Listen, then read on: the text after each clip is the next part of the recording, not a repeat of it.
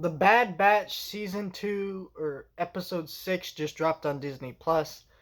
This is similar to last week's episode. I don't have a lot to say about it. Didn't really advance the story very much of this show, but basically, the Bad Batch go and help a tribe of Wookiees, and that's the plot of the episode.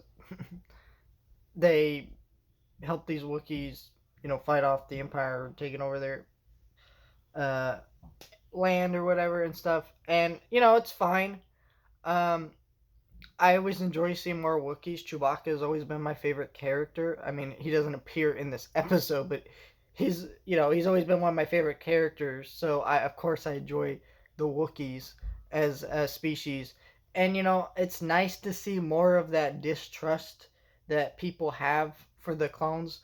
But it feels very weird in this episode because yeah, I get the clones were known for massacring a bunch of Jedi, but these Wookiees aren't Jedi, and I think part of it is we know that Yoda had a relationship with the Wookiees. If Revenge of the Sith is any indication, I'm like cool, but I'm also like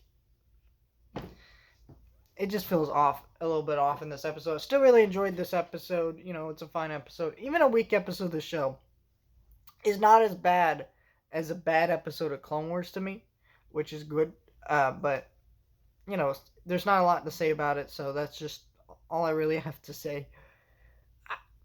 I think that it's frustrating that all these episodes drop weekly, but then again, I checked and tried to start watching Proud Family season 2. This is so funny. I mentioned this in a Star Wars review. Um, and they dropped all the episodes at once instead of weekly, and now I'm like, oh shit! Now I have to binge them all.